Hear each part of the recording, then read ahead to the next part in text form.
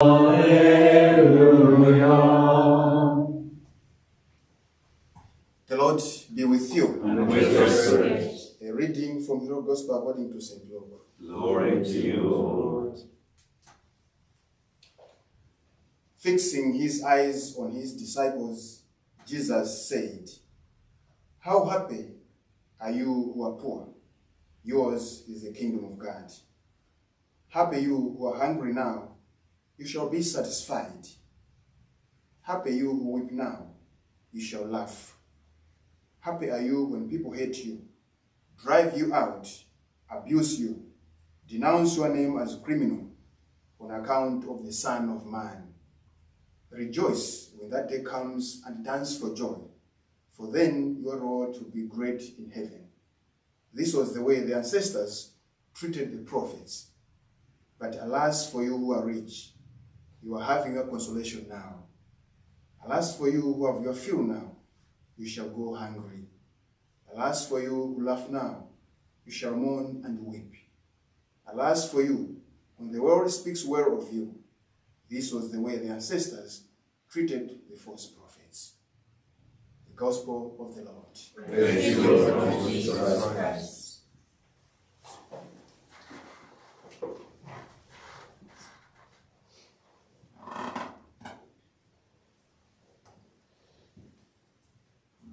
Thanks to Father Simon visiting us from Malawi for the benefit of our YouTube and Facebook followers there.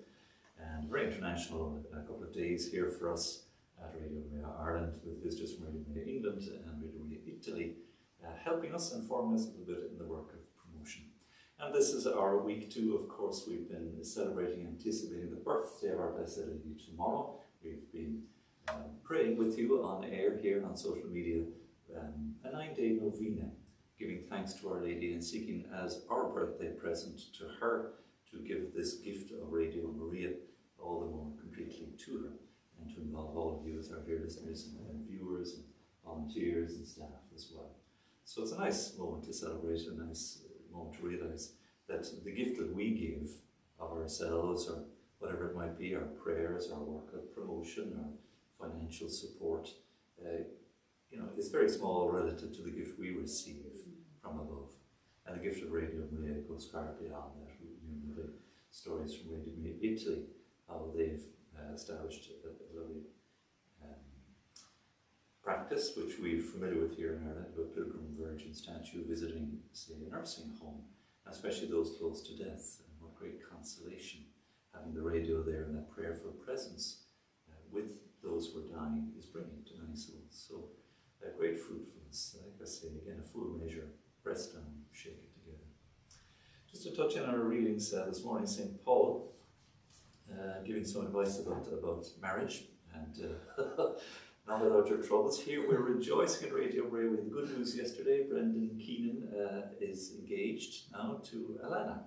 So that's our third. We can start to chalk it up now. Whether Radio Maria has much of an influence or not, I don't know. Maybe we should I don't know, but it's beautiful to see. So they haven't fixed a date for their wedding, but Joe and Ashton is going to be getting married very soon in November, and Sarah, of course, who was our promoter here, getting married in Medjugorje in December to Mario, a local man, and now Alana and Brenda too, both of them having worked here and been at the microphone, working for Focus Ministries, the Fellowship of Catholic University Students. So lucky to have a little bit of connection with that, and hopefully a little bit of influence in some small way in their formation. But St. Paul, it's he has no particular directions on the whole question of celibacy, but he says for those in married life they will have their troubles. And those in celibate life have their troubles too. St. Paul could have written it for those in the single life. There are challenges regardless, really, when it comes to living the life of faith. Because our task really, as St. Paul would show us by example of his life, is to give of ourselves after Christ, to grow in the work of self-sacrifice, and to seek the love of God first, and love of others for the sake of the love of God. And so husband and wife, as they make their married vows together, it's a beautiful moment. I always explain to couples, it's what you're doing is you're giving yourself completely to your spouse. It's a kind of martyrdom that you're seen for better, for worse, for richer, for poorer, in sickness and in health, all the days of our life, till death do us part. It's a complete giving. That's why it's such a beautiful moment and a beautiful occasion. And so that will make pretty severe demands on the individual, but not because it's, it's a burden. I remember I was in England some years ago in a pub, one of my working days, and there was a stag party, and a bunch of guys staggered in the door, and one guy in the middle of them all, wherever they found a ball and chain, they manacled it to his leg, and he was dragging this thing in, and it was a ton weight, and the lads were having a laugh, but I was thinking, hang on a second, she would not be impressed at all to be, imaged as a manacle, a ball and chain. And I'd explain because that's not, it's not a burden. Rather, it frees you to be the very best husband, the very best father, and it frees her to be the very best bride and very best mother. It's a moment of freedom, but yes, it demands what St. Paul describes, the troubles, if you like, the challenges that come with that. But that's the path, the ordinary path to sanctity, to holiness. That's what's going on. And so St. Paul, there's a certain urgency there. The time is growing short. Don't become too engrossed in the world.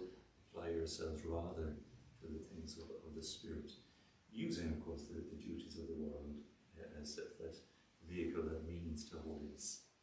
And here it is in the Gospel first. This is Luke's account of the Beatitudes as opposed to Matthew's, and happiness for those, again, who don't conform with the world. You who are poor, you are hungry, you who weep now, when people hate you and persecute you, because that's part of the troubles of life too. When we stand up for the gospel, there will be resistance, there will be opposition. And yet we know that in the seed that dies and falls to the ground, it yields a rich harvest. So when Jesus